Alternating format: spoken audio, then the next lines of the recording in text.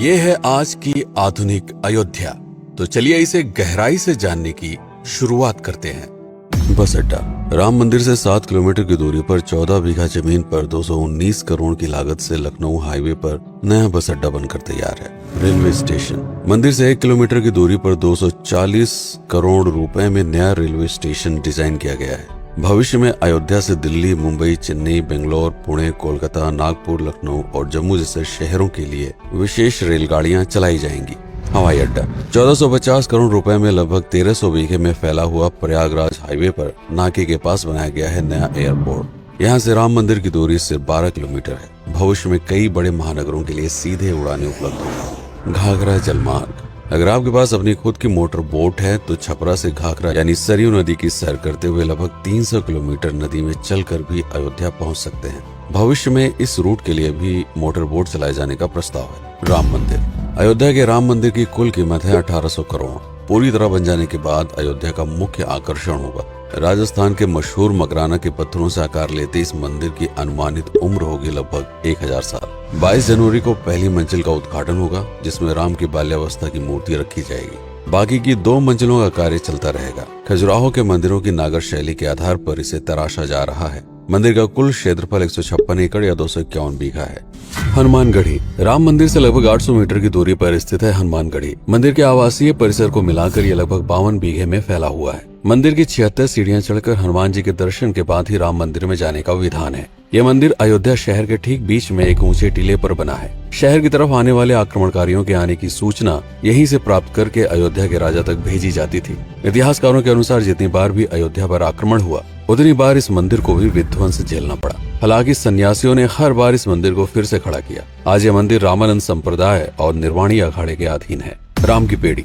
अयोध्या को सरयू नदी की भयंकर बाढ़ से बचाने के लिए इस बांध का निर्माण किया गया था, जिस पर श्रद्धालुओं के स्नान के लिए कई घाट बना दिए गए थे। इतिहासकारों के अनुसार जितनी बार भी बांध टूटता था, सरयू का पानी अयोध्या की गलियों में घुस आया करता था। इसी बाढ़ से बचने के लिए पूरे अयोध्या में जगह जगह पर ऊंचे टीले बनाए गए थे, जैसे राम टीला, हनुमान टीला, लक्ष्मण टीला। आज ये बांध अयोध्या का मुख्य पर्यटन स्थल बन चुका है। हर दीपावली पर यहाँ लाखों दिए जलाकर रामायण की उस घटना को उत्सव के रूप में मनाया जाता है जब श्री राम अयोध्या वापस लौटे थे। अयोध्या के कई बार उजड़ने के पीछे एक कारण इस नदी को भी माना जाता है। हालांकि इसी नदी की वजह से यहाँ पर गन्ने की खेती बड़े स्तर पर की जाती है।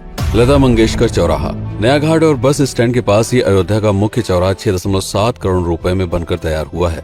पद्मश्री से सम्मानित राम सुथार जी ने 2 माह के कठिन परिश्रम के बाद इस 40 फीट लंबी वीणा को आकार दिया। 14 टन की इस वीणा को लता जी के स्मृति चिन्ह के रूप में यहाँ पर लगाया गया है। इसीलिए इसका नाम नया घाट चौराहे से बदलकर लता मंगेशकर चौराहा कर दिया गया है। धर्मपथ। नया घाट से कुछ पहले सड़क के दोनों तरफ 30 फीट ऊंचे 40 सूर्य स्तंभ लगाए गए हैं, जिसे धर्मपथ का नाम दिया गया है, जो श्री राम के राजकुल सूर्यवंश का प्रतीक है।